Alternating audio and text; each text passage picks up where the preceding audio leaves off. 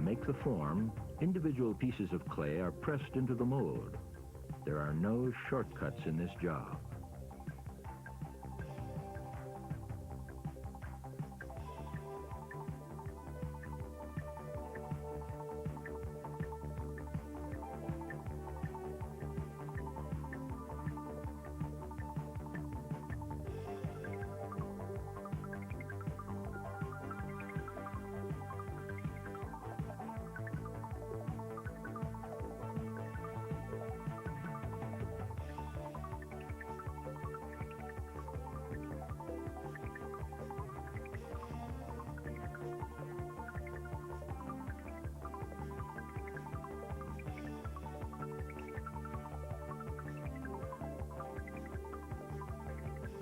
After the clay is packed in, it's trimmed.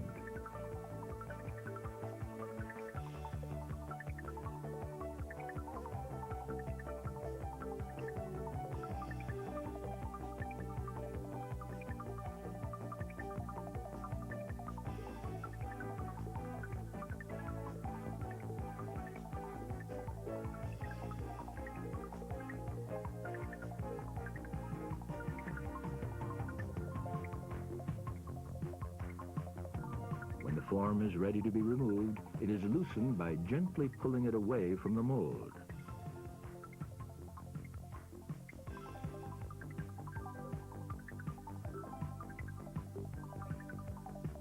Then the mold is turned over on a board to reveal the finished product.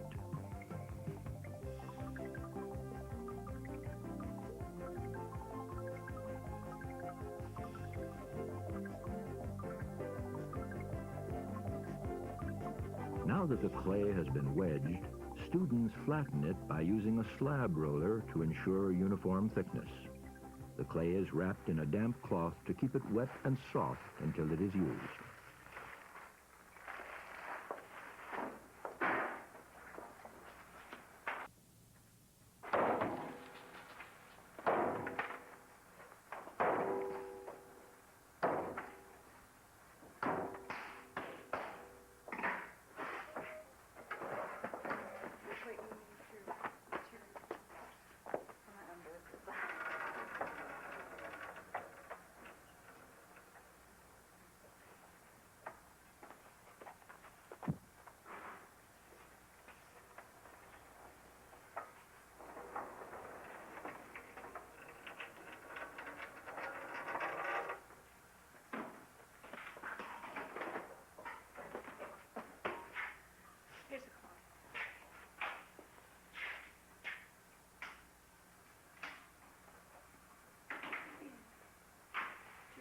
Today is Grandpa's Day.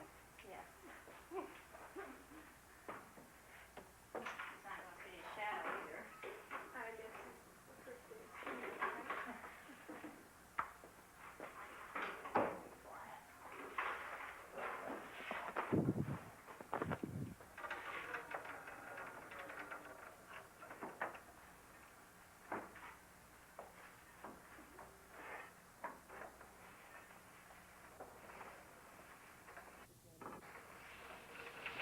The slabs are scored. They are sealed together with rolling pins and slip, a liquefied clay. This is the beginning of the background. Stuck to the cloth here and also over these lats to hold the clay. And then in the section here, we'll just kind of overlap this a bit. Smush this down here and take another piece. And, does anybody have a knife? A knife? Sure. Thank you. All right, that goes in here so that we take a little.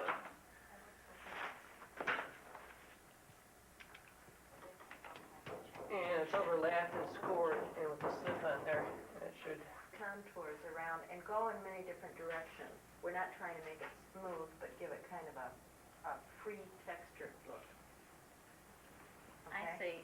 Is this background going to be stained? Yes. So that the texture will pick up the stain? Yes. Okay. So it will show. Okay. So you want to go around many different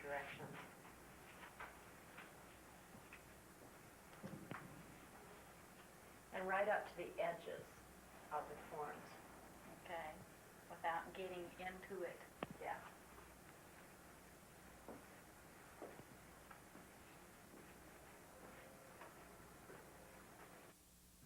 The plywood boards that support the background will eventually support the completed mural. Right now, the boards are attached to the easels. A layer of plastic lies over the boards, and sheets have been placed over the plastic. Finally, wooden strips are nailed on top to prevent the clay from slipping. Once the background slab is completed, a grid is drawn directly on the slab. The outlines of the figures are drawn in from the working drawing. As each piece is added to the mural, the slab behind it is scored so the piece will adhere more securely. A small coil is placed around each piece. Then it's worked in to eliminate noticeable seams.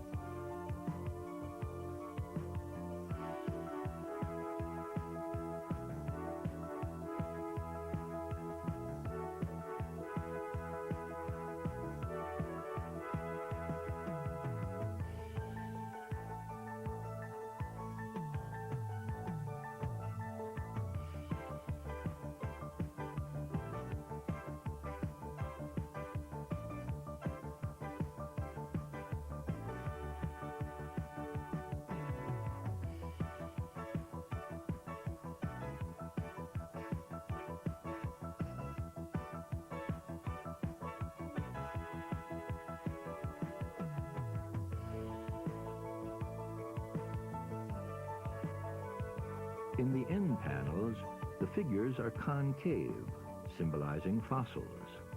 As we move toward the center of the mural, each figure is in increasing relief, so each figure must be individually created. As the layers are built up, each surface is scored, then clay slip is applied.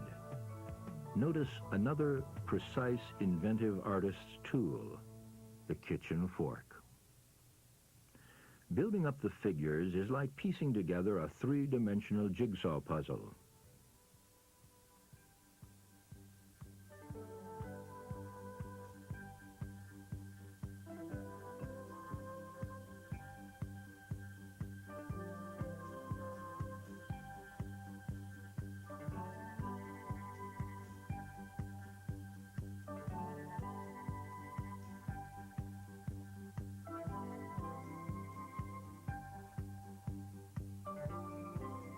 Holes are punched into the clay as each layer is added.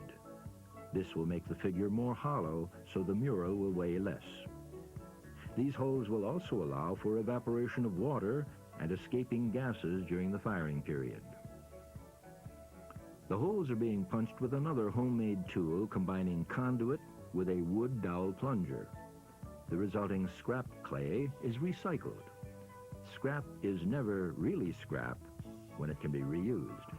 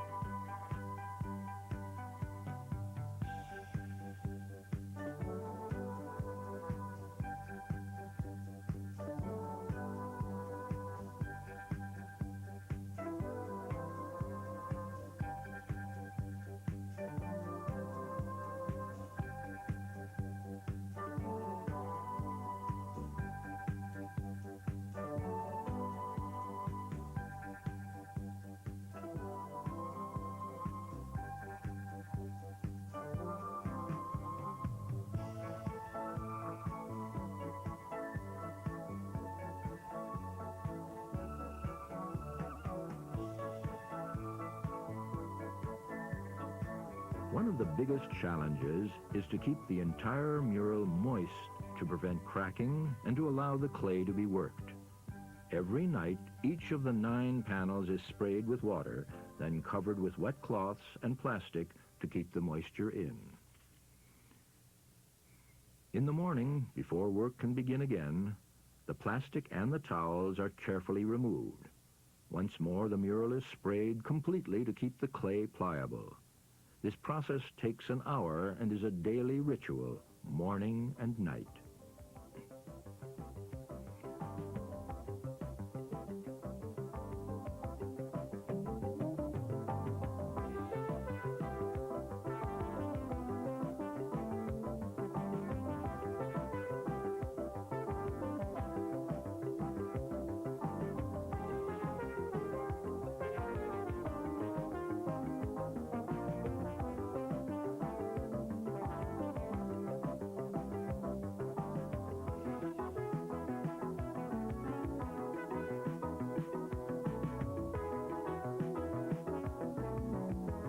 Sometimes the work is done directly onto the mural. In this case, where a representation of one-point perspective is called for, the lines are transferred to the mural by tracing them through paper.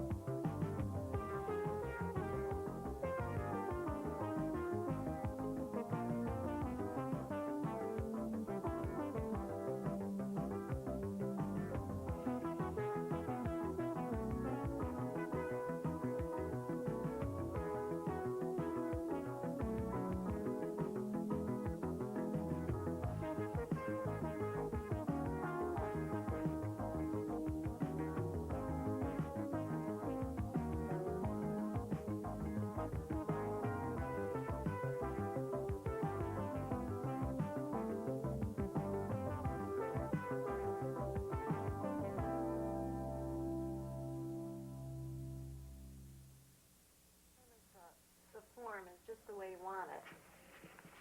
Then, take the slip.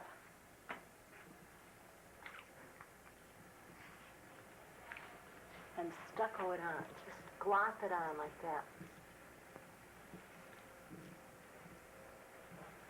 To make the texture, like down here. Okay. So we don't have to worry about using a fork or anything like that? No. I can... Okay, you just go in straight strokes, or you just kind of follow the form? And sort of lift your hand up to make those little bumps.